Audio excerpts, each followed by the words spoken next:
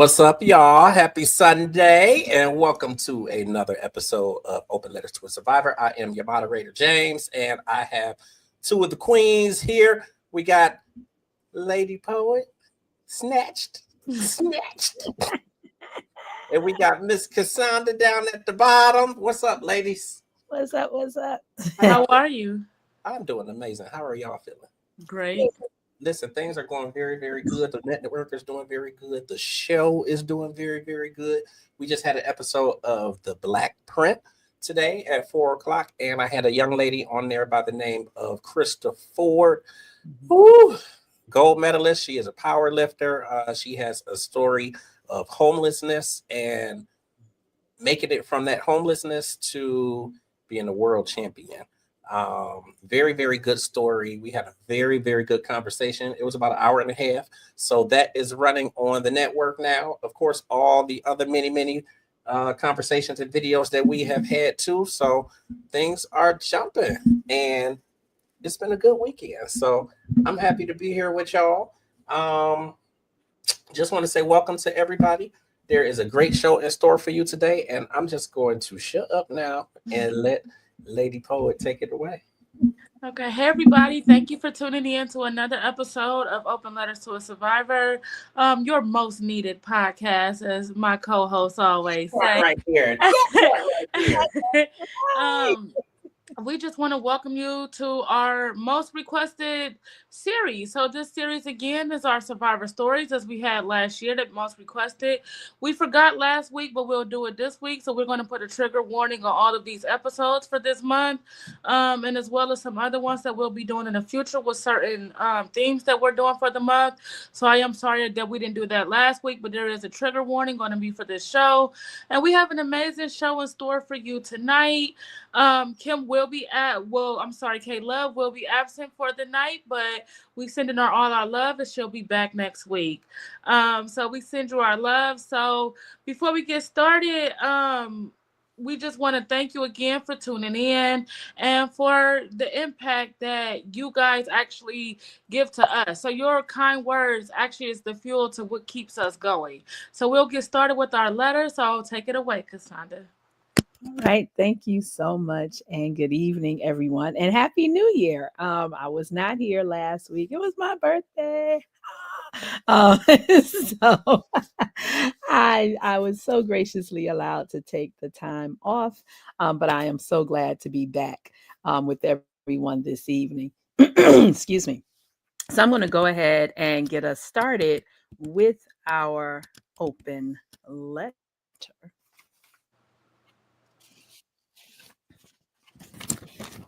All right, here we go. Dear Survivor, as the new year unfolds, I want you to know this truth. You are enough. No matter the pain of the past or the struggles you may still face, your worth is immeasurable and your potential is boundless. I invite you to see this as your opportunity to reclaim your story. Whatever abuses or challenges have shaped your current situation or your past, do not define your future. You are enough, always have been, and you always will be. This is your time, a chance to begin anew, to step away from what no longer serves you, respects you, or loves you as you deserve. You don't have to do it alone. At Open Letters to a Survivor, we are here with resources, encouragement, and an unwavering belief in your ability to move forward. If you're in a place that no longer serves your well-being, be it physically, emotionally, or spiritually, please know that now is the time to take steps forward to your freedom. Your safety is paramount. Prioritize it and don't hesitate to lean on others for help. There is strength and power in reaching out, and we are here to support you. The road to healing includes taking care of your mental health, a process that will help you rediscover the love, joy, and peace you deserve. You are worthy of every bit of that effort, and you are not alone in this journey. You are love and you are loved. And again, we are here to support you with compassion, resources, and encouragement as you begin this new chapter. The path forward starts with one step, and you are more than capable of taking it. Take this step for yourself and for the life you are worthy of. Take care and be well as you elevate along your healing journey. Sincerely, Lady Poet Speaks, K Love, the entire team of Open Letters to a Survivor, tonight's guest, Kat Kwueen, and me, your host, your co host, Cassandra Williams. Yes, your letters are always so inspiring. So we love Thank them. you. So Thank thank you, thank you, thank you. So without further ado, you heard the name of the guest today. If you watch anything on the network on UG Digital, you'll see our phenomenal guest that we have up tonight. So I'm going to let her introduce herself, but this goes without any introduction because she's family. So hey, Kat, thank you for being on the show today. Hey, ladies. Thank you so much for inviting me. I'm so excited to be here.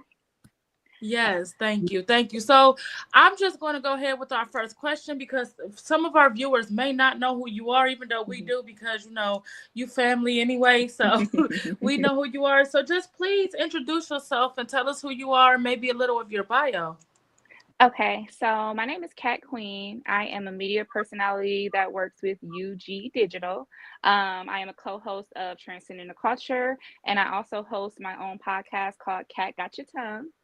I have been doing media under UG Digital for about a year and a half. I do have a background in media. I went to college and I have a degree in communications and a degree in English composition.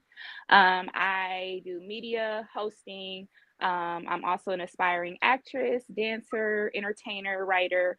I mostly work in Akron, Cleveland area, but I've also worked in Columbus, Atlanta, Detroit, all over. I also am a mother of a special needs child.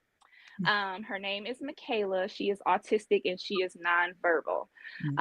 So I have had a long journey with that. I'll give you guys a little bit more background because as a special need parent, I have also helped other special need parents in the form of advocacy.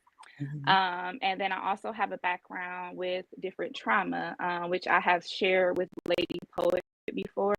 I am a survivor of childhood sexual abuse, and I have went through, a few, it's a lot of just different trauma dealing with my daughter, also dealing with, just different sexual abuse from others growing up throughout my life, and then bringing that into relationships and having traumatic relationships. And so I have been in therapy for about, I want to say 3 going on 4 years. And so I'm just trying to heal. I'm trying to, connect with other survivors and just share our stories. I think the most important thing is to share within each other and build a sense of community. So that's what I'm really here trying to do. Thank you, thank you. Thank you for being brave enough to share your story because a lot of people aren't.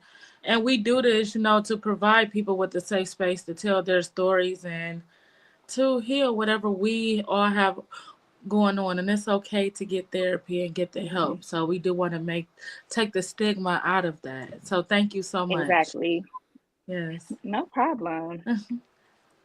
Good evening, sis. Hey, girl. Long time no see.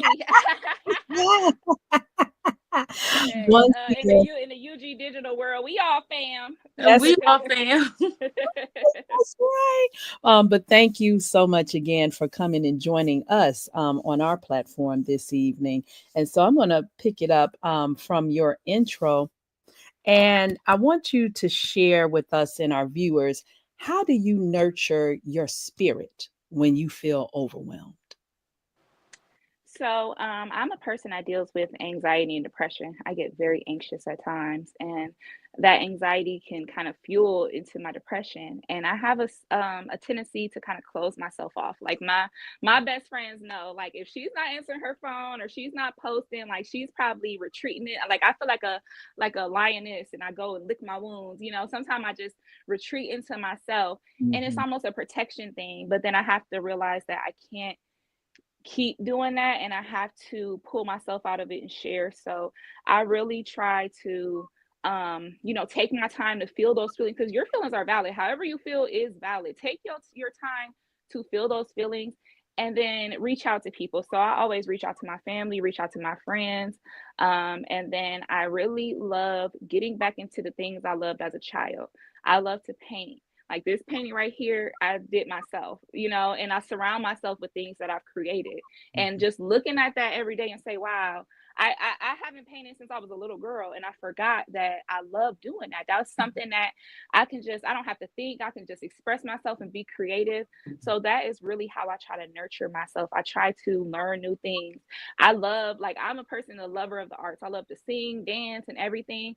So I go to dance classes. I have recently been going to a sexy heels class, to kind of reclaim my sexy. I just really think it's important to take that time to be yourself. Who are you? What are the things that you like to do? What are the things you used to love as a kid that you can do, that you don't have to think about? You don't have to be stressed. When I'm dancing, I'm not stressed. I'm not worried about bills. I'm not worried about what happened. I'm just trying to feel myself and be myself. And so that's really how I nurture the things that I love and really enjoy myself and enjoy my life. Right. Thank you. And thank you for that. So I'm going to deviate from that question, from my next question for a minute, to just talk briefly about it. So you doing a class in the heels is actually something really good. So as you know, like abuse survivors really don't have ways to like love themselves, or they don't Mhm. know how to have that self-care, or how to love themselves. So I think Mhm. doing classes like that is one of the things that really help in Mhm. learning to love yourself and finding different ways and platforms to do that. So I think that is one of the like amazing things to do, like when you are an abuse survivor or even a survivor of anything and you lost yourself for a minute, is Mhm. finding you again and finding ways and doing things you like to find yourself again.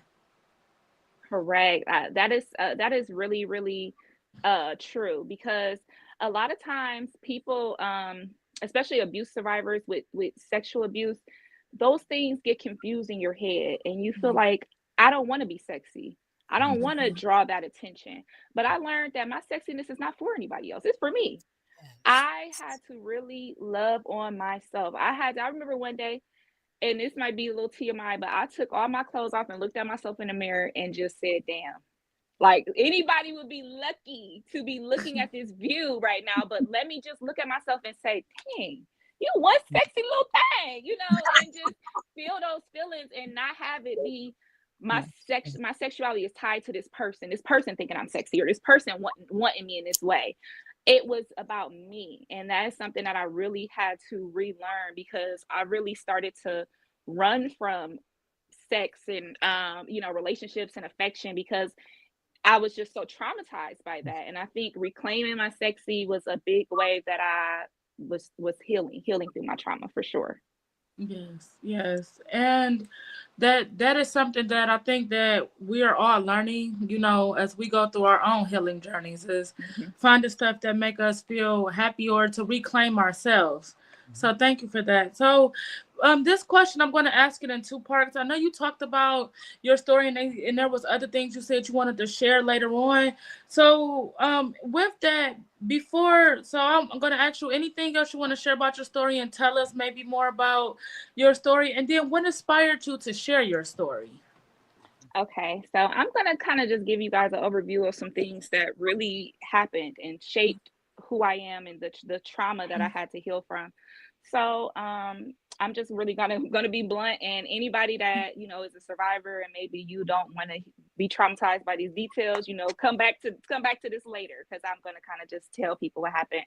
But I was began to be groomed probably at the age of 4 or 5 by, a family member.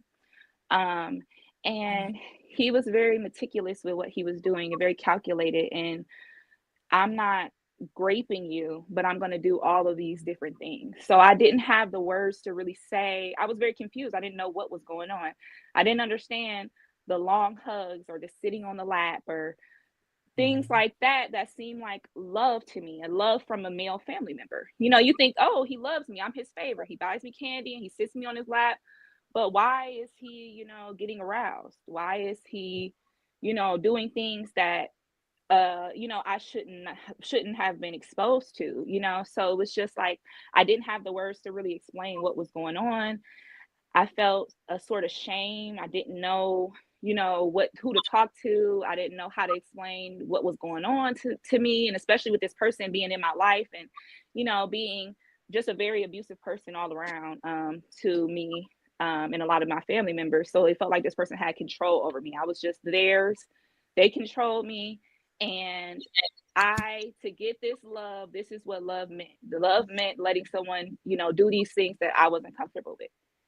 And so, just different things of laying on top of me and humping or simulating things. This is a grown man and I'm young, and they're, doing these things to me and getting aroused and, getting to their finish. And I'm not really understanding what is this? Because people, is someone touching you? Well, no, he didn't touch me. So I don't, well, did someone do this to you? Well, no, that's not really what I did, so it kind of made me feel stupid because people are like, oh, well, you didn't get nothing done and you don't know what you're talking about, because I shouldn't know what I'm talking about because I'm a child. I don't know. And, it really confused me for a lot of my years. So as a child, became sexualized at a very young age. So I began, like, I can remember even from like kindergarten, first grade, I always had a boyfriend. I always had a little boyfriend. I always had someone bringing me little gifts to school, and kissing on me on the playground or something like that, because I felt like my self-worth was being with someone or getting this type of love and attention from someone else. And so then it began, I was a kid that I got put up a grade. Like I was very, very smart. Like I remember them coming to do IQ tests at my school. I would win science fairs. I was very outgoing. I would do talent shows. I would be doing all these things. And then I just became, around middle school, I became really withdrawn because I started to really realize this is not what I shouldn't be dealing with this. I shouldn't be, and then when you start to wise up, sometimes the person that's abusing you, they know I can't no longer get away with this. So now I'm going to abuse you, or I'm going to mentally, or I'm going to, there was a lot of threats. And, if you tell anybody, I have a big family of sisters, and you and all your sisters are going to be taken away. And, everybody's going to be looking at you like this. And, your mom, is your mom going to be in trouble? You don't want us to tell your mom. And it just, I became to where I didn't want to go to school. My grades started slipping. I went from a kid that got put up a grade to almost failing a grade because I didn't care about anything. I just was so confused. I started running away, staying out, meeting boys, older boys. And I just always had a long-term boyfriend. I always had to have this need for this person that gave me love, because that's how I felt loved and safe. So, I switched around schools. I just kind of was just a little lost during this time. And then when that person, thank God, around my high school years was out of my life. I didn't have to see them anymore, or be around them. But I still was this teenager with these ideations and ideas that if you want someone to love you, if you want this boy to love you, then you might want to let him go a little further. You might want to, you have to make him feel like he owns you or he can control you or things like that. So I remember trying to learn who to trust and how to trust people. And I became kind of vigilant of, let me make sure I don't, walk home with this boy, or let me make sure, things like that. And I tried to be very safe. But as you guys know, there is no safe around predators. So, and I'm going to talk about another story, but I do want to go back to when Lady Poet said what inspired me to share my story. So I know you guys probably don't know this, but in Akron, last year, maybe a couple months ago, there was an incident surrounding a big family church, and the pastor getting called out for sexual misconduct and being very controlling of certain women in the church. And so this went boom in Akron. Like, if you guys don't know, it was, and I knew people on the church side, I know people on the victim side. So I was just really, kind of like, I don't know what to, I'm a firm believer of kind of believe a woman until otherwise, just because I know how prevalent sexual abuse and sexual coercion is to women. But the stories start coming out. So someone I went to high school with did a live, and it went viral. It had like 1 million views and things like that. And I see my cousin Tiff in the comments saying, yes, it did. Yes, it was viral for a while, and there were multiple women coming out. And there was this girl that I went to high school with, nice, sweet girl. And she came out and spoke about the pastor. And then she also started to speak about things that happened at our high school. And then I was just like, wow. And she was talking about how, there's this pretty much an all Black high school in Akron called Bookville High School that is very good in sports.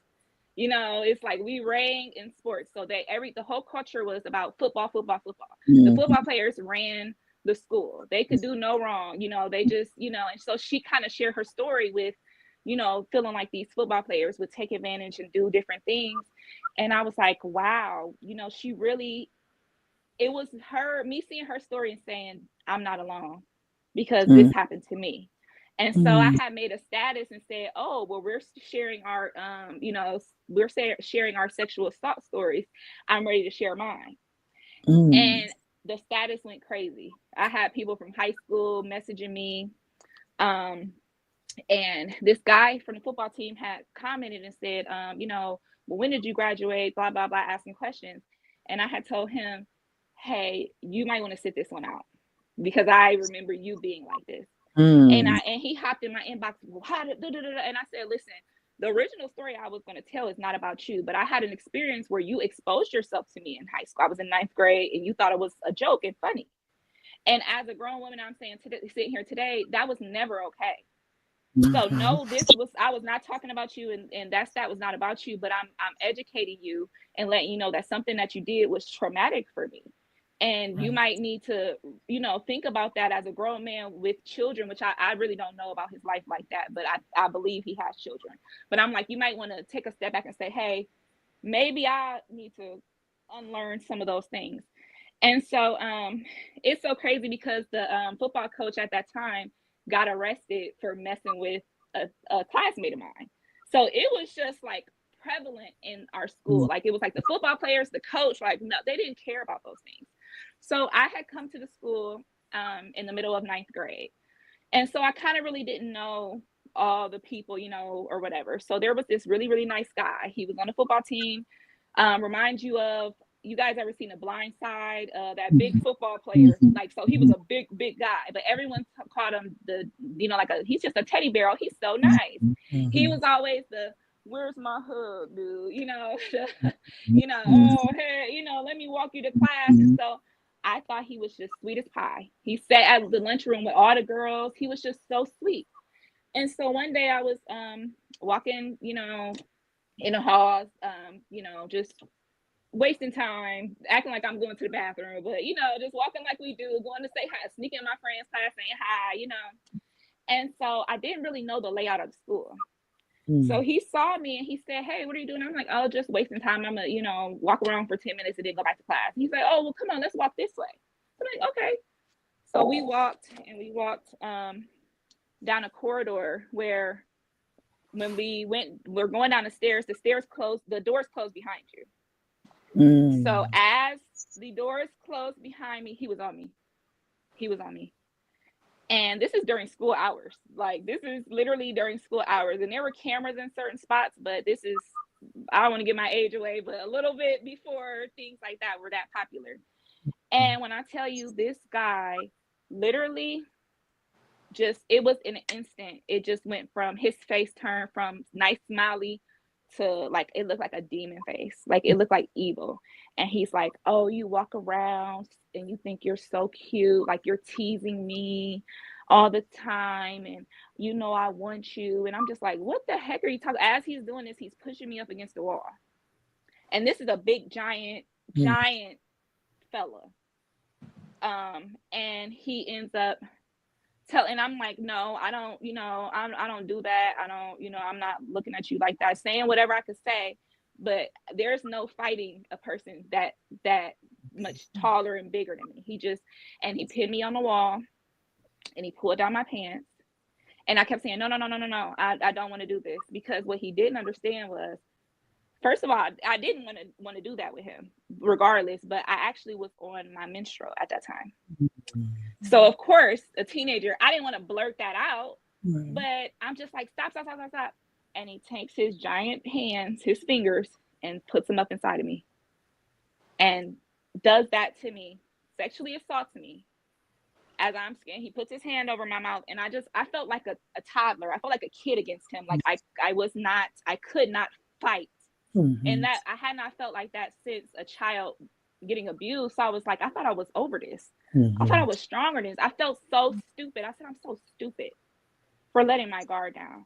And then, so once he was done doing that, he was trying to undo his pants.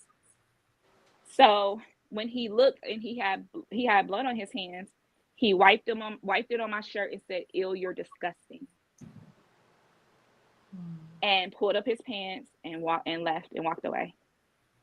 And when I tell you, that was one of the most, like, my mind broke. My mind literally broke. My mind wiped that out of the hard drive. Like, I literally, I went back to class, and like the next couple months was a blur. Like, I don't even remember. And it was like, I couldn't talk to anybody. And once again, how do you, as a 13, 14-year-old, because you guys got to remember, I got put up a grade, so I'm significantly younger than these people. And this is an older upperclassman football player. How do I tell people what he did to me when I'm embarrassed? That was so embarrassing. I could never have said he did that. And he wiped it on my shirt. So I had to go to my locker, find a jacket, put it on top of me. And like, it was so traumatic for me. And it just was like, I felt like I had no one to talk to, because I already went through this and I didn't say anything before. So how do I say anything now? And so I just kind of blocked it out of my mind. I talked to my friends about it, but I didn't really tell them. I mean, I told them, but we were too young to handle what was going on. So we would run from him and yell, rapist. Wow. And people were like, oh shoot, let me, but it wasn't like I couldn't really tell people what happened, because I was just so embarrassed. And every time he see me, he would try to apologize to me, and like he would like corner me by myself, and like it would just be like it was happening all over again. And so he eventually got in trouble and almost got expelled.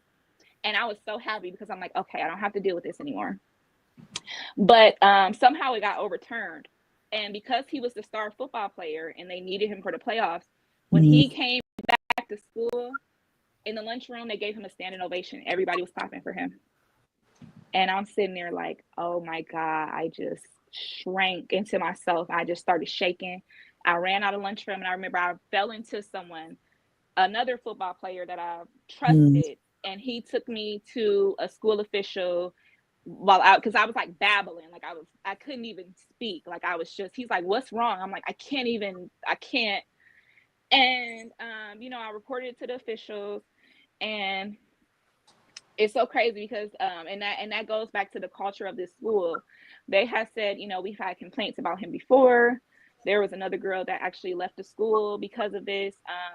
And if you guys want to, make a case and testify against him, you can, but just know, like, your whole sex life will be on Front Street. They're going to ask you about the XYZ, and, so I was just like, I don't want to, I don't want to go, I can't stand on a stand and tell, and then there was another girl that had a similar issue like this. And because the guy was so beloved, she got beat up every day after school. You lying on my cousin. My cousin don't want you. He fine and you ugly. And she got every day bullied because she told her truth, which he ended up, once we were grown, he ended up going to jail for that. So it's like, so I just couldn't, I didn't want to go through it with you know, telling people what happened and all that. Looking back, I wish that I was stronger. I wish that I, you know, stood up for that, because I've heard other girls after that tell me, hey, he tried to do that to me. He tried to force himself into my home. In college days, some of my friends told me that. And I'm like, I wish that I could have done more. But I have to tell myself I did everything I could to survive, and to try to thrive and make a life. Like that, those incidents really hurt me for a long time. And like there's some times where, you know, I'm in romantic relationships and they might kiss me a certain way and it might trigger me, and I'm like, get off of me, like don't. You know, I was in a relationship where I used to have nightmares and I would fight him in my sleep because I was just still trying to process these things. And so when all that stuff broke in Akron, I just told my story, you know, and I'm just like, I'm not going to name names, but just know, you know, I went to this school and it was like an era of just violence and things that happened to girls, and it just was not okay. And it's so crazy because the guy that was inboxing me, he was like, you're lying on me and whatever. And I said, sir, I haven't told anybody the story. I'm just telling you. So I'm not lying on you. I'm telling you something, and you might want to. And do you know, this man told me, and this happened a couple months ago, he told me, I'm going to be your worst nightmare. He said, may God have mercy on your soul, because I won't. And I'm just thinking, like, from high school, like, and you're a grown man with children and you can't even check yourself and say, hey, I may have done something. I may have hurt somebody, and it may not have meant something to me, but it meant something to them. You know, and I just feel like, especially in the Black community, I feel like we're so sexualized, from the music to the videos to the movies to the even the clothing that we wear. We're so sexualized that we think that those things are just normal. It took me a long time to realize, like, hey, someone coercing you into doing something you don't want to do is not okay.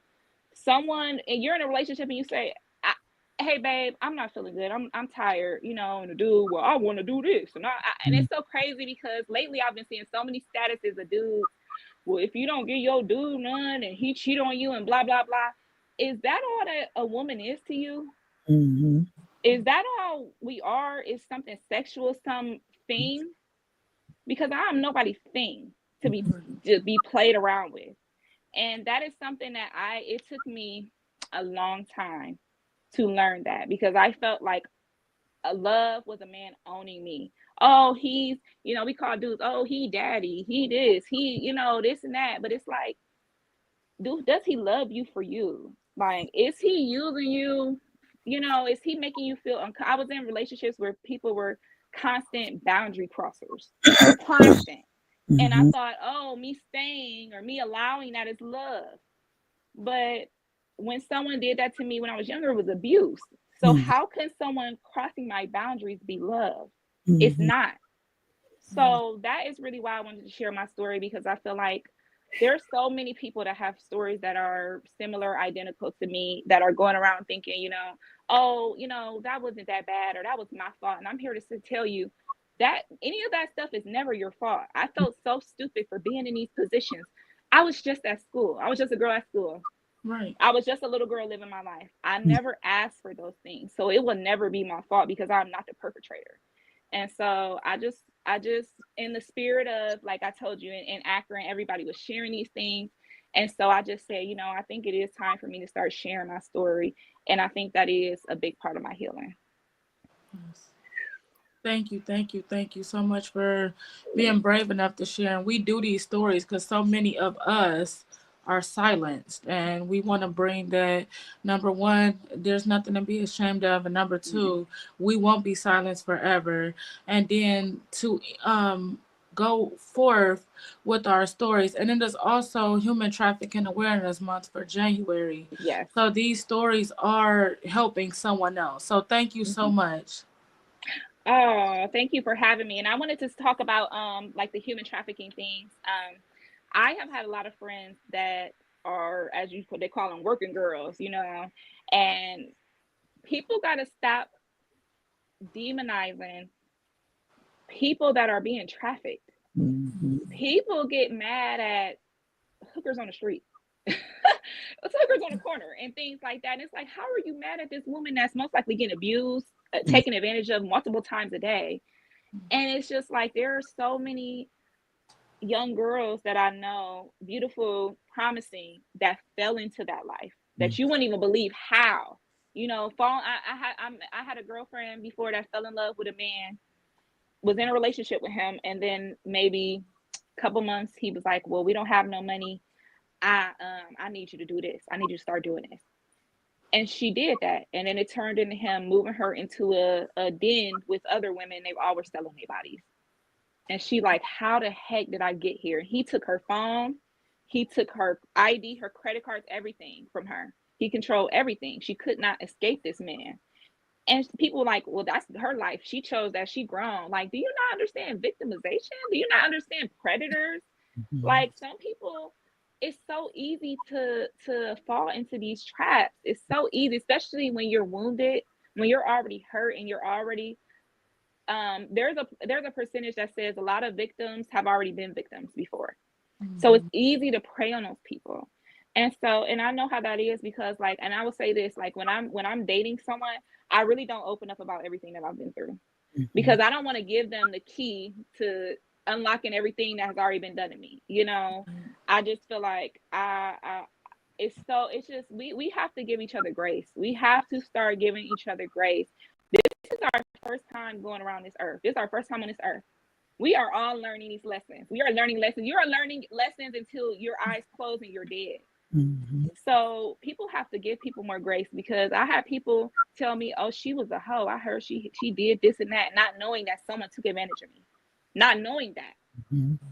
You look at somebody that might be a human trafficking. There's human trafficking where they're holding children against their will. There's human trafficking where it's a grown woman and a pimp got them doing this and doing that. There are so many different types of victims, and we got to just start having more empathy for people and realizing that just because it's not you doesn't mean it could not have been you, or it still couldn't be. It's people that I see people getting caught in traps and things. I mean, there was a mom that was grocery shopping and got snatched and sent off to Mexico in human trafficking. You never know. So it's like, please, first of all, women, be vigilant. Especially in the Akron, Cleveland area. I have been hearing about people coming from out of town and grabbing women, especially on these dating sites as well. People, y'all have to be safe. Like these people are really, you know, clever and evil. So protect yourself for sure. As you guys know, I have I spoke about this earlier. I have a disabled child. My child is nonverbal, which means she doesn't speak for the most part. And she doesn't have a voice. And when I had those things happen to me as a child, I had a voice and I still couldn't use it. So I do everything in my power to protect my child. And I try to make sure that other children that are around me are protected as well. So I make sure I'm looking at stuff, you know, I'm looking and making sure things, you know, kids are protected. When I'm at the park, I'm like, okay, did this man got a kid with him or is he just being weird? Let me just, you know, so everybody make sure you keep your eyes peeled. If you see something, say something. If it don't look right, you know, make sure keep a mental note of it because human trafficking is definitely real for sure. Oh my God, kids. I mean, you're dropping dimes tonight. You are. And I thank you because like Lady Poet said, you know, it's not easy, right? It's not easy to come on and be vulnerable enough to speak your truth because that's all you can do. But somebody seeing you, I saw a comment come up that I have a lot to say, right? Somebody hearing your story, seeing you be brave enough to step up and say, you know what? I'm getting ready to share this. If it's just one other person that now gets their voice just from you being strong enough to use yours, it's worth it. Because that's just one less soul out there, like you said, that's not understanding, to be abused, to just, because fear is a thing, right? And so it will silence you. All of these things, like you said, physicality. I mean, and I think people get like, oh, he's big, he's buff, he's bigger than you. Okay, I can understand you being scared of that. But you could have had somebody there that was smaller than you. But the Right. intimidation, the physicality, like you said, what you've already been through, all these things start hitting your mind at once. And in a lot of ways, to protect yourself, like you said, your mind just, you know, Literally. like and it's a protective measure. You know what I'm saying? It's like, okay, we're not about to go through. I realize that fight or flight is not a thing for us right now. Physically, Right. Mm-hmm. this is Yeah. ready Mm-hmm. to happen. So it's got to happen some kind of way. And so your mind Mentally. takes over. And it's like, Right. boom, okay, this is how we gonna protect us. Mm-hmm. Blackout, and that's what it is. And like you said, people get shamed for it. But Right. even For that real. is it's beyond your control. It's how you were built. Why? Because your body, you're meant to survive, right? You Yes. are meant to survive. You are not built to withstand abuse, right? That's not what we're here for.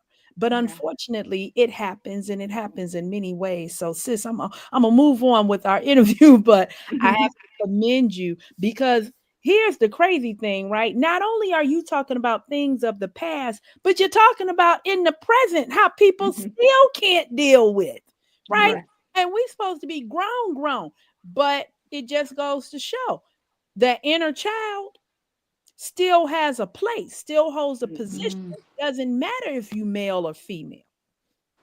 They still hold that position. That man in his head, he's still that 17-year-old football player.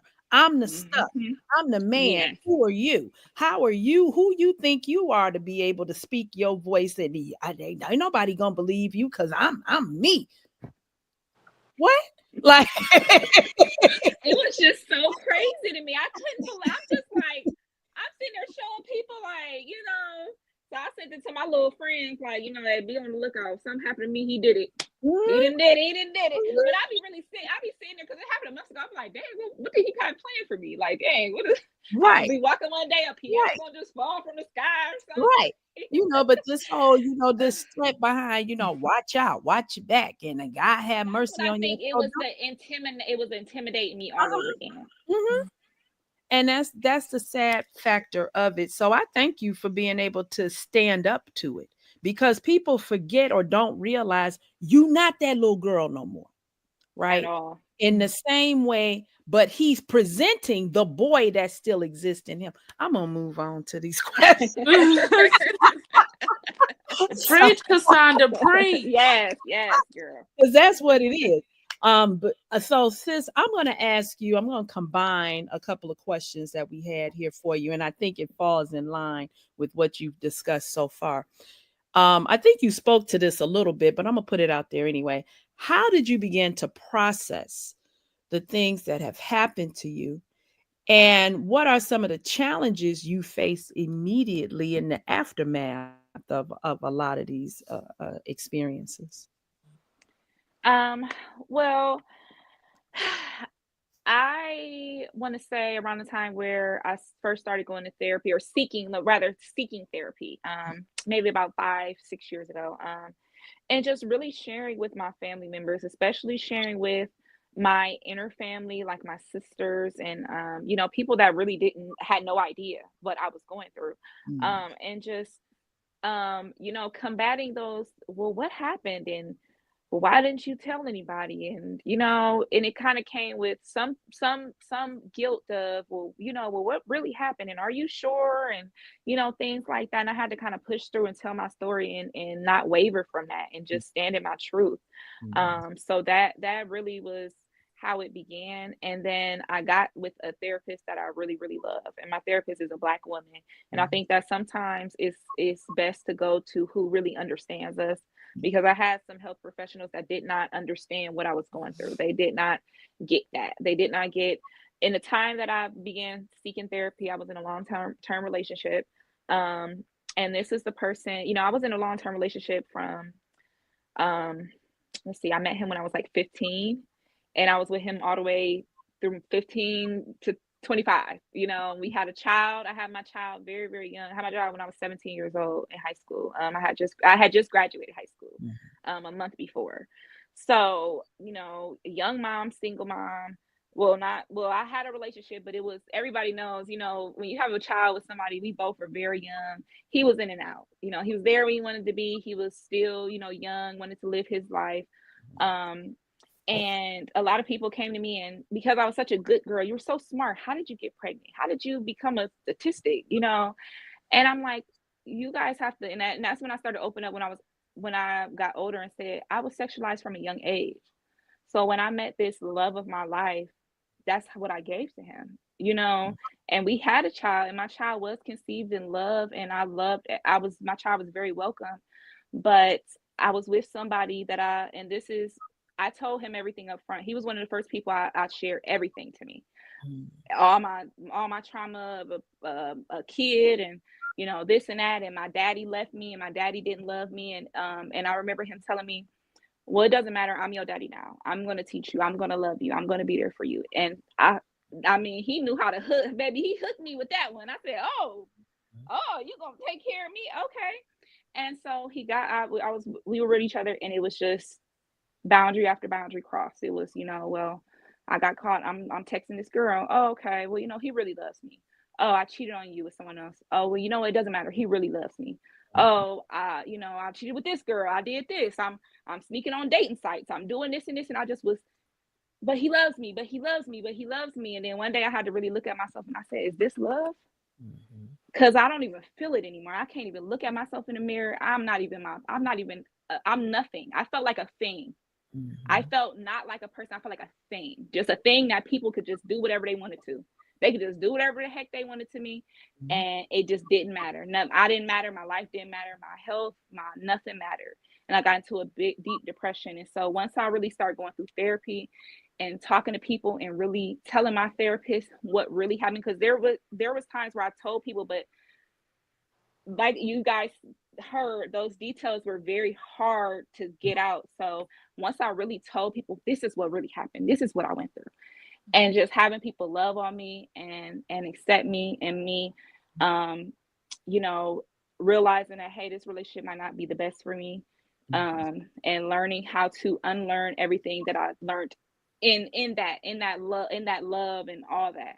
So it took me 30 years to learn to love the wrong way. And I say, you know what?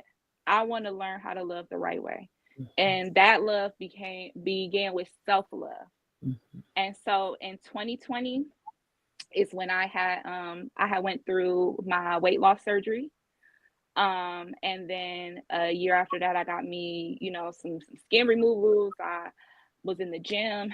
I took care of myself. I was able to physically do the dance classes and the things that I wanted to do.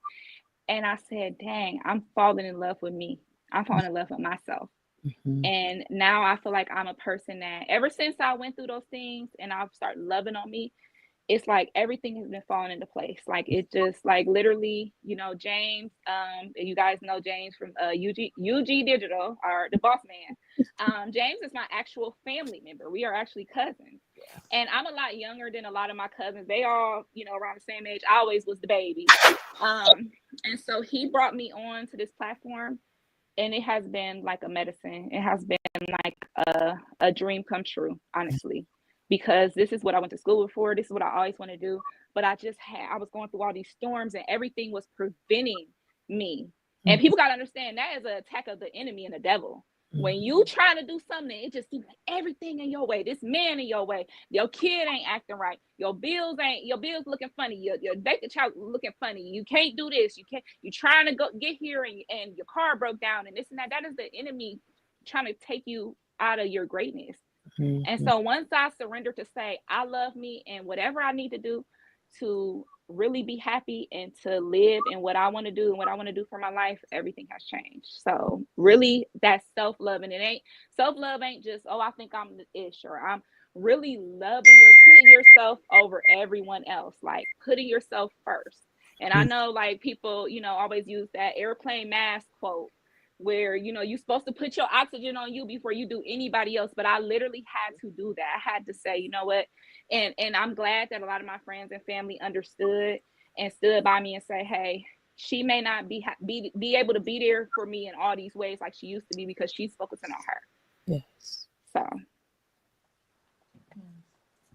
Yes, and you got a lot of love at the bottom of the screen, so I just want you to see.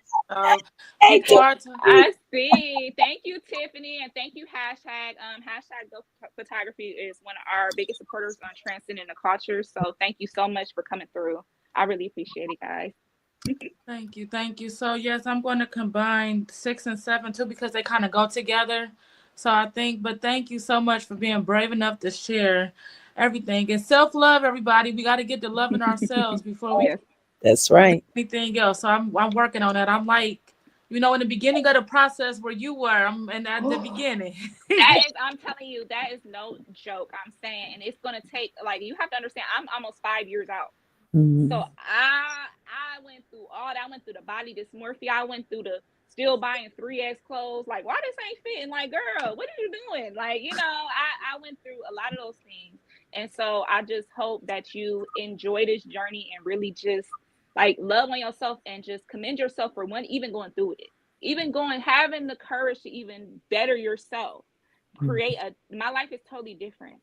Like, I had a lot of medical issues that caused me to have a lot of rapid weight gain to the point where I didn't want to wake up. I was in so much pain. I had so many health issues. Life was not worth living. Once I really took, like I said, I was in therapy. I got my surgery. I was working out. Once I did that and I loved on myself, I really am loving who I'm becoming. I'm not done yet. I'm human. I still make mistakes, but I am genuinely starting to really love myself and love life. Yes. Yes, I love that, and that's why I'm going to be there in a few years. Give me a few years too. Okay. Well, what was the question? I'm sorry. No, that's fine. So you did speak on this, and Cassandra and I can speak on this as well as Kay Love and Lena at the end. But are there any misconceptions about people who have survived experience like we have? That you would like to address? And then the second part of that question is, what advice would you give someone currently going through the similar situations? So, first of all, I think the first misconception is people think of sexual assault victims and rape victims as these, oh, I'm so, they beat on me and he did, like, if you ain't black and blue after somebody did something to you, they don't really believe you. They be like, did he Right. really, did he really, or maybe you was tipsy, or maybe, they always think that the inaction of the woman is halfway to blame as much as the man taking advantage. So I remember people saying, what were you wearing? Why did you go down the hallway with this man? Why were you alone with him? There are so many people that say, well, why did you have this drink? Why did you drink so much when you were out on a date? Why were you? And I think that's a big misconception. There is nothing in this world, nothing, let me rephrase it for everybody that don't understand, there's nothing in this world that can make somebody at fault for somebody else violating them. You are not at fault for somebody taking advantage of you. That is their problem. They are the perpetrator. There is nothing you did wrong. I don't care if you run it on the street bucket naked. Nobody has the right to climb on top of you and do whatever they want. Nobody. I don't care if that's your husband. No means no. Period. Like, I'm so tired of the rhetoric from men. Well, that's your man and you gotta sexually satisfy him. I don't gotta do a listen. I ain't gotta do nothing at all. I'm not here for that. God did not put me here to just be a series of holes for your enjoyment. And I think that part of me got a little radicalized with my therapy because, honey, and this is advice that I would give people that went through this. I had a time where I became very sexually selfish. I'm not doing nothing I don't want to do. So yeah, I might be coming over here for something, but I ain't doing that. No, it's about me. What Maya say, it's all about me. Forget about you. No, but for real, I really had to reclaim sex for myself and say, you know what? Hey, I ain't trying to smuck on no little smick. I ain't come here for that, sir. I ain't come here for that. Okay. So, I think people think that victims don't want to be sexual, or that we don't deserve to be sexual, or well, if you so traumatized, then why you doing this? I'm a human. I'm meant to be loved. I'm meant to. Sex is it is for me making love. an act of love. And I had to learn that when I don't feel in love and I'm having sex, it doesn't feel good to me. So I'm not a person that, and it took me to try certain things. It took me to, I'm gonna have me a little sneaky link or a little, it took me to kind of explore my sexuality to realize what I liked and what I didn't like. And I realized, hey, sex without love to me feels like abuse. It feels like trauma. Why would I want to give you my body and you don't love me? You don't care about me. I can't call you when I'm down. I can't call you when I'm on the side of the road and my tire popped. But you want my body? You want the most sacred thing? No. No. That's not how that's gonna go. So I explored my sexuality. I became selfish, but then I realized, hey, this also doesn't make me feel good. And so I pulled back. And so right now I'm not calling it really a celibacy journey, but I'm keeping my cookies in a jar. I'm loving on myself. And until somebody shows me that they love me more than me just being something to them, being a little rag for you to just please, I don't like that. So right now I'm loving on me. So I would tell people, explore yourself, be sexy, try different things, but when it doesn't figure out what you want and what feels good to you. And that is the most healthiest way to have a sex life, because then you don't feel scared, you don't feel traumatized. I can't remember how many, it's been so many times that I've been with somebody and they were, you might be at the movies and they putting their hand down your leg and I'm like, ew, get off me. Or like, I don't really like you. And I'm like, you know what? Why am I even on a date? Why am I, just because society tell me you should be enjoying your life and you should be, but I don't want that. And it took me a long time to realize, hey, I deserve more. And especially because of what I've been through, and I know that people like to re-victimize people, I need to be very selective. So right now, and that's why I tell people, like, right now, I'm not really dating. I'm not doing that right now. I just want to love on me. So that's what I always tell people. And I'll tell you, reclaim your sexy. Put that outfit on. Take some pictures. Take you some Valentine's Day pictures. Go to some dance classes. Like, I have a friend, her name is Makara Danielle. And there'll be details on my page. And she's doing a Galentine's thing. And she teaches, like, me and her, we met in a Sexy Heels class, but we do pole dancing. And she does on the like the silks and the aerial fitness where you get on the little, like, it's like the fabric and be all of it. She's a professional. She actually performs. But for Valentine's Day, she's throwing an event where women can come and drink a little champagne and feel sexy and things like that, and feel I think bringing a sensuality in yourself. Like, I think just those things can really undo that harm, because sex didn't necessarily hurt me. The people using it wrong hurt me. Me allowing them to go past my boundaries hurt me. You could have a wonderful sex life as a survivor. Just make sure you are feeling safe and loved when you do it. Yes, thank you. And I want to bring up the fact, too, that people want to act like because, you've had those promiscuous times that you wanted it. But an excuse to all my viewers, because, some of times, but we're going to be real and we bring it real. So sometimes effort is a true statement. So then something like that is, okay, so I'm going to do this to myself. So they don't realize that you're not sexualized because you just want to be out there, or because sometimes that, okay, what made me feel good? So at this point, I'm going to go ahead and do this. So people get a misconception of all of that. So if you're one of those people, stop victim blaming and start reading facts and getting facts. And once you get those facts, then you'll understand more. But stop victim blaming. And so with that said, I'll let Cassandra go to the next question. All right, sis. So what are you working on now, baby? Like, what are some specific projects, causes, initiatives that you are passionate about now?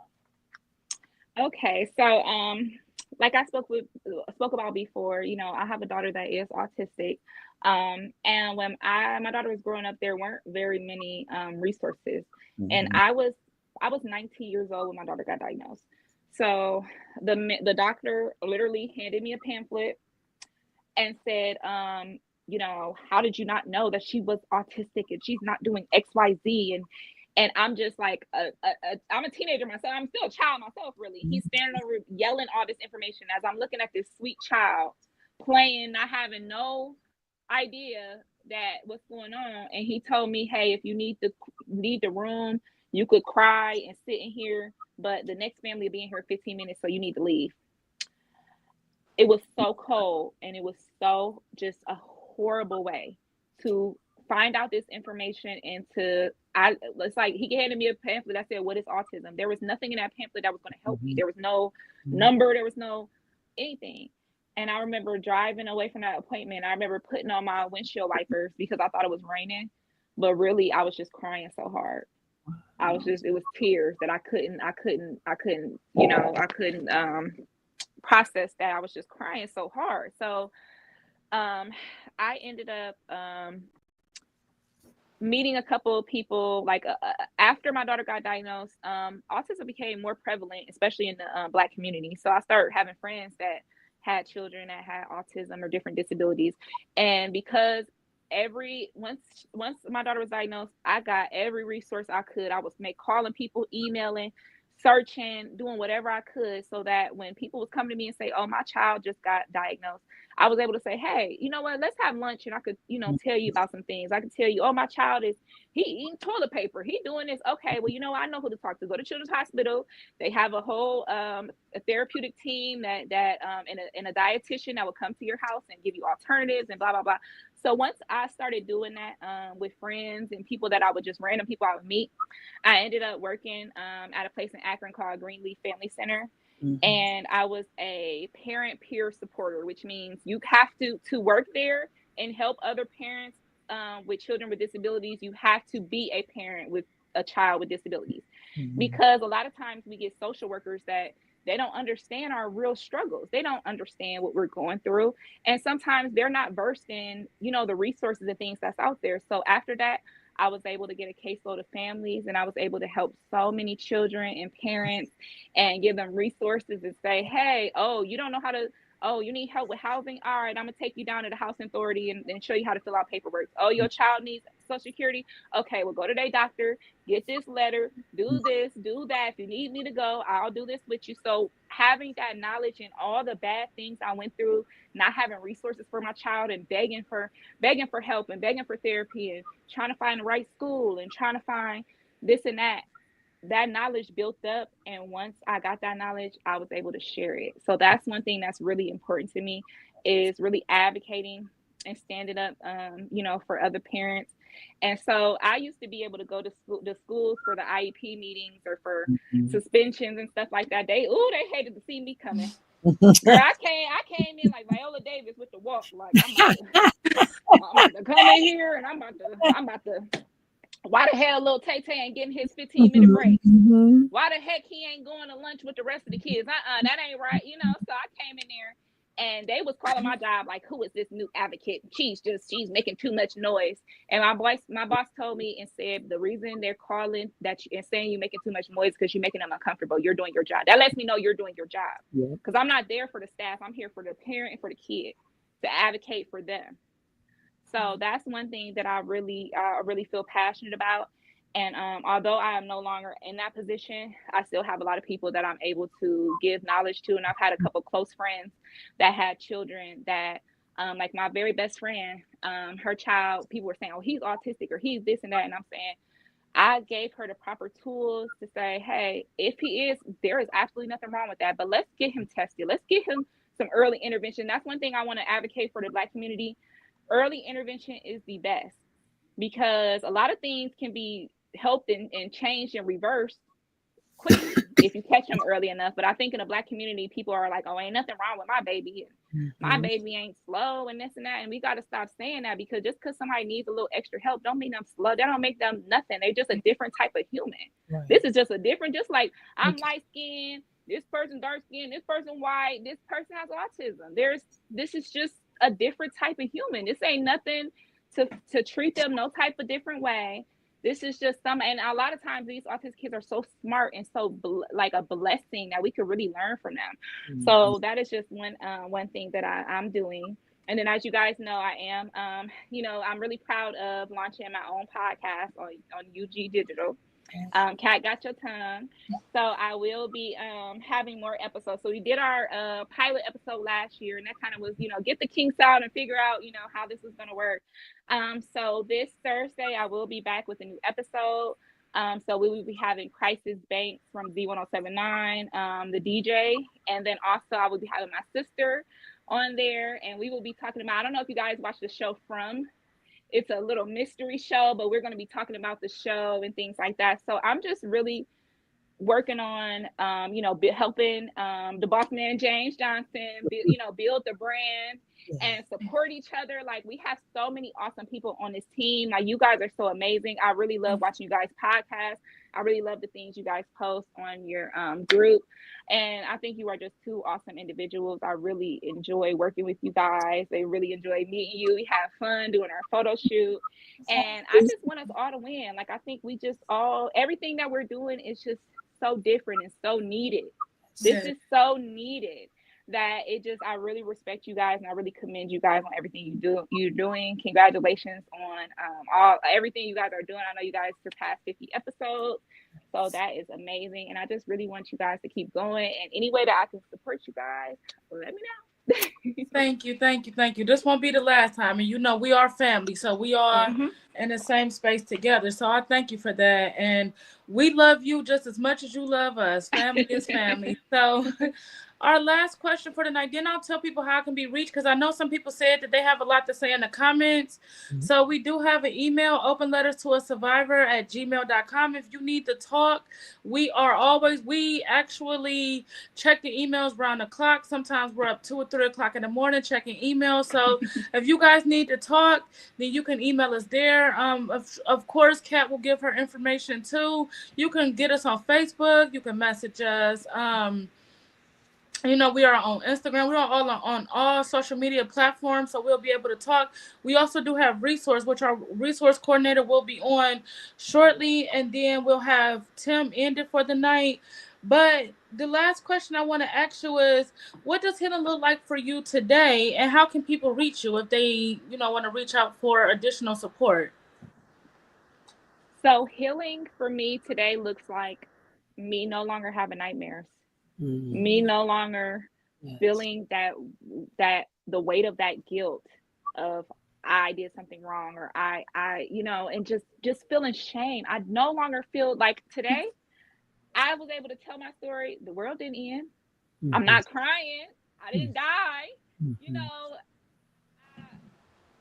so thankful for this opportunity. And I just, like, there was times where I couldn't even say these words. And here I am standing and telling my story and hopefully inspiring others. So right now I am not healed. I don't know if we ever are fully healed. But when somebody cuts you, that cut scars over. And as you know, scar tissue is tougher than skin. So right now I may not be the person that I was before any of this happened to me, but I am a stronger person because of this, because I survived, not because of what happened, but because I survived, and I'm thriving, and I'm loving my life. I'm taking care of myself. I'm taking care of my child. And one of the most things that's really dear to me is that my child, to my knowledge, and as I've been told by her doctors, has never been touched or any incident like that. And I just feel like I protected, I healed almost my inner child by protecting my child, by making sure that she never had to go through the things that I went through. And so I wake up and I feel joy. And that's one thing that I can say, that's how I know I'm healing. When I wake up and I'm like, I don't be like, oh, like I used to wake up and have the weight of the world on my shoulders. I wake up and I'm smiling and I'm like, dang, what is today gonna bring? So that is what healing looks like to me. And then, so I am on all social media. You guys, I am at Kat Kwueen. So that is KatKwueen. And then anybody that ever wants to share their story with me, or you want to, and this is always, everything is all that is sent to me is always anonymous. Yes. If you want to have any kind of, because I do on my own Kat Got Your Tongue, I will be reading, am I the asshole post, or, questions, or if you want to get something off your chest, or you want to say, hey, am I wrong in this situation, or anything like that, or you just want to tell me, hey, thank you for sharing your story. This is my story. You can always email me. I have an email. It's called Queen's Court, and that's KWUENSKOURT.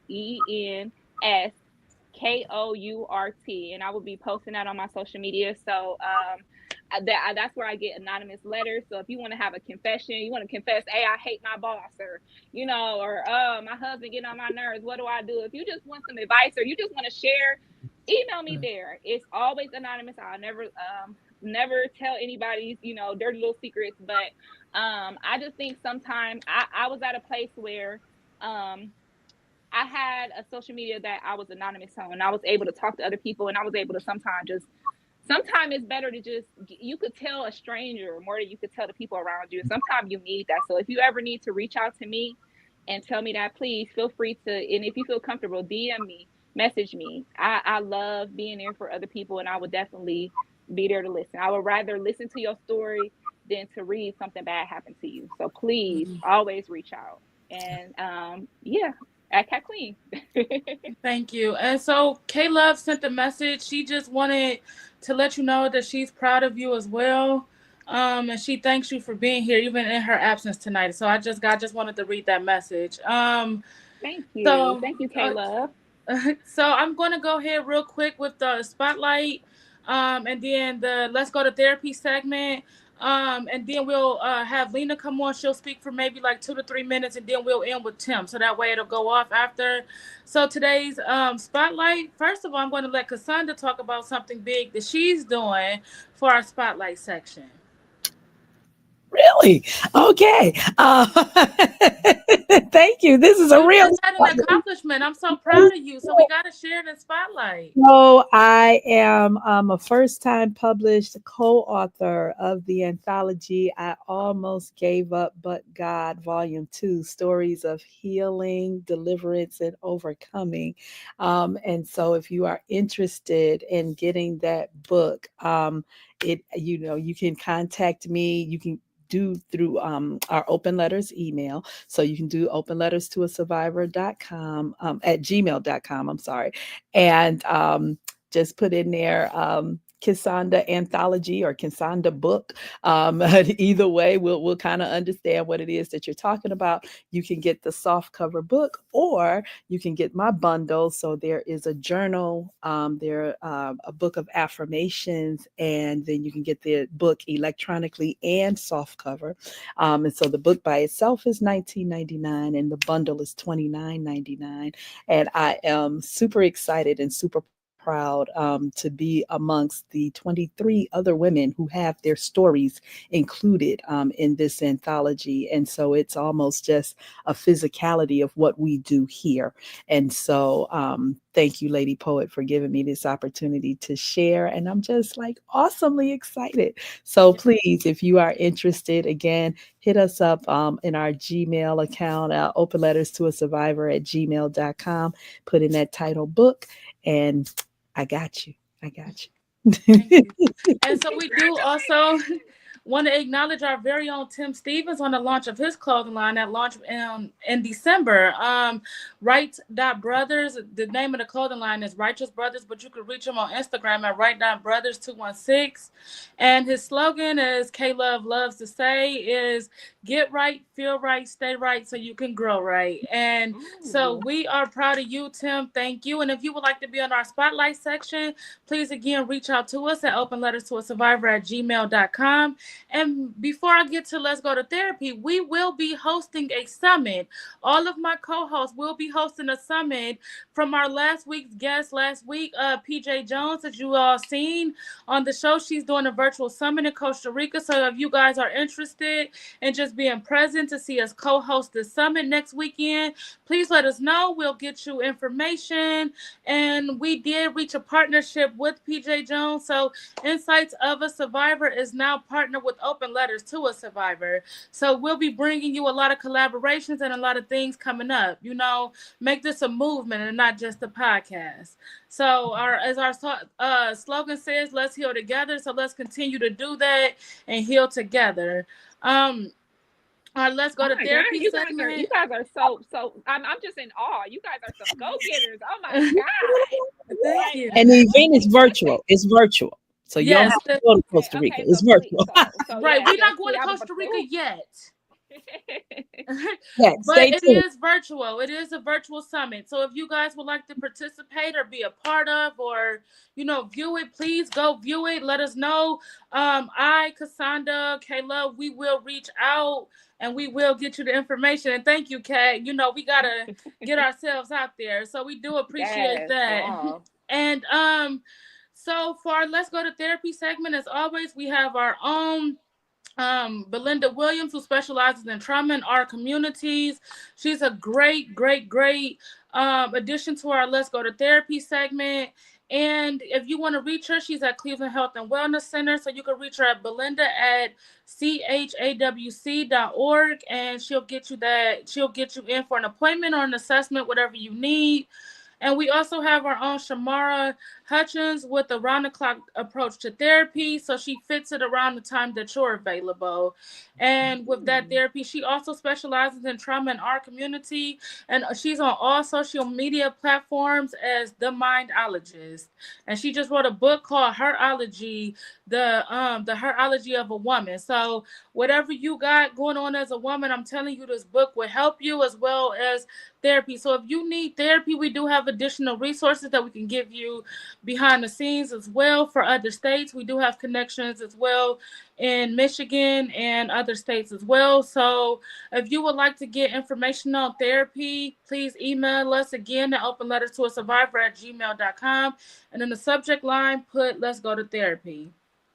So we always end with Tim with giving a motivational minute for our viewers, but we bring Lena on to give kind of motivation to our guests and thank them for coming on. So Lena is our resource coordinator, but she's also affiliate host, and she just likes to come on and tell our whoever our guest is for that day that thank you and get them a few encouraging words.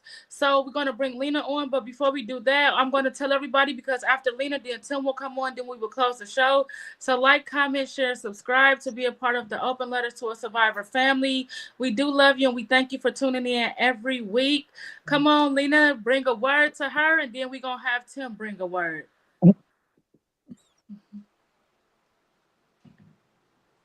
Uh-oh, it's loading. Uh-oh, she's trying to connect. If she doesn't connect, then we could go straight to Tim. Listen, on our show, that's when we start singing technical difficulties. We have a tech. We have a tech. So yes, we are no strangers to technical difficulty, guys. So exactly. Just bear with her, honey. I'll be on there. Right. Oh, look at me. Look at me.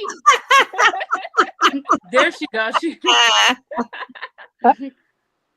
All right, Lena. No. We can hear you. That's fine. You can talk. You hear me? Hey, great. Awesome show. You are such an inspiration. It goes all over you. Your strength, what you've been through. I can identify with a lot of things that you said has happened to me. Speaking out loud, very necessary. But I took great interest in learning what you said about loving yourself, looking in the mirror, this more. I still think I have that. But listening to you tonight, the mirror is going to mean a lot to me right now. But you gave a lot of good quality things about yourself, and I love it. I love it. Keep doing what you're doing. A great inspiration. I love being on this platform so much. Just listen to everybody's story. And Cassandra, I love it. Today, awesome. But all of these ladies that I've been encountered with has been awesome. This team, I love being a part of it. I love listening to the stories coming off you, how good you've done, and you just keep doing what you're doing and reach your soul and your. That's good. And you see, you got your own segment now called The Moment with Lena, so you can thank James. Yeah. Thank you so much, Lena, for your encouraging words. I think it's just so important, like you, what you guys are doing, and just sharing these stories, and just knowing you're not alone. And this is not something unique to this is something that happens to a lot of women and a lot of humans walking this earth. So we just gotta share with each other, protect each other, love on each other, and just have empathy for the next person because you never know what they have been through or are going through. Absolutely. Yes. It's like that being quiet teach you a lot. Hmm. You know, just Yes, last yes. year opened up about the molestation and the rape and the things I carried it inside like I was strong and I could Hmm. it, but I was Hmm. hurting myself. Mhm. Absolutely. That's just that guilt. And like I said earlier, there's nothing in this world that you can do to warrant those things to happen to you. That is the problem of the perpetrator, never us. So we have to get that stigma and guilt off of us. That's the number one thing that I tell people. It was never your fault ever.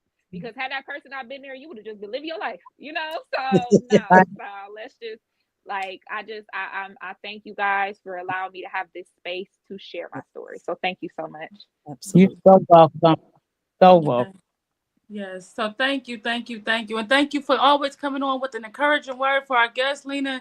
We appreciate that. And we're going to go to you, Tim, and we're going to close for the week. And then we'll be on. We got a special guest next week. So those of you in Cleveland, you may be heard of her. She's actually a guest of K Love. So I'm spilling the beans, K Love, if you still watching. So we have Dr. Belinda Scott, who's a pastor of New Spirit Revival Center, will be our special guest next week. So she will be getting more information out. But yes, we love it. So go ahead, Tim, with the motivational minute, and we'll end the show after that. Oh Lord. Can Okay. you all Okay. can you all hear me? Yeah. Yes. All right. Yeah, I'm sorry that I got booted out for some odd reason. But I'm glad to be on tonight. I'm glad I was able to listen to the whole thing, and that story is very inspiring, and I encourage anyone that's on that if you're going through something, if you're experienced trauma, sexual abuse, mental abuse, verbal abuse, it's also good to first, if you haven't given yourself over to the Lord, I encourage you to do so because the Lord can change your whole atmosphere and change your life for the good, and He'll bring great people, and you'll have to help build you even stronger, and He will heal you, truly heal you, not the way the world would like to do it, but the way He sees fit to do it, because He put us on this earth for a purpose, and He had a great plan for us as well. He has a great plan for all of us on this earth. Is I love what Reverend Jesse Jackson always would say is you are somebody. You are a part of God's masterpiece, as Paul says in Ephesians. And I just want to just read something very briefly. I'm not going to keep you too long, but I just want to read something from First Corinthians 5 and chapter 6, verse 19. And it says, don't you realize that your body is a temple of the Holy Spirit Mhm. who lives in you and was given to you by God? You don't belong to yourself, for God bought you with a high price, so you must honor God with your body. You must honor God with your body. Your body is God's temple. If someone tries to harm your body or mistreat you and your body, I encourage you to come from that person and continually seek God, seek the kingdom of God above all things. He'll give you everything that you need because that's not a atmosphere you should be a part of. You should seek the peace and the comfort and the joy that the Lord can give you. And one thing that my pastor always says is you ought to seek joy and seek peace over seeking happiness. Because happiness is something that only can come Mm. Happiness only can be here just right now and it can instantly leave. But that joy and that peace can bring you through the hard times and the hard situations because it's not always gonna be easy. You're gonna have some hard times. But the joy and the peace and the love that God can give you can bring you through. And it brought me through some hard situations And I said it before. I was engaged at one time. It was last year. I was with somebody, and we ended up getting engaged, but things didn't work out, and I was feeling low, but continually praying on it and meditating on it, I've received the help that I needed. The Lord brought a great therapist in my life because I was hearing that therapy is good, but I wanted the right person to talk to, and that's for everyone to think about. If you're going through something, first, cry out to the Lord, allow Him to bring the right people in your life and bring the right therapist in your life, because you can't you can't keep it inside. You gotta come out of you, because you're gonna keep it inside so long. You're gonna get frustrated. You're gonna feel down. You're gonna feel overwhelmed. You're not gonna love yourself. It's important to love yourself before you can love anybody or anything else. You gotta love you first. So continually seek the kingdom of God above all things, and He'll give you everything that you need. And I just want to close it out with saying that the Lord didn't give you a spirit of fear, but He gave you a spirit of power and of love and a sound mind. Don't let no one steal your joy, your happiness, and your mind. Your mind is powerful, and your mind gonna bring you through. Jesus gonna bring you through. Allow Him to rule over your life. And one way to give yourself over to the Lord by saying, "I give myself away. I give myself away. My life is a living sacrifice for you to use me. I place my dreams, my plans within God's plans. Because one, I give myself away." I'm not going to sing that song, but I want to encourage you all. Give yourself over to the Lord before it's too late, and He will bring you through. Yeah. God didn't call you to remain. God didn't call you to be successful, but He calls you to remain faithful. Remain faithful, Mm. and Amen. God will see Amen. you through. God bless you. Amen. Thank you. Thank you. Good. Love that word. Good night, everybody. We love you. See you next week. Bye. Good night.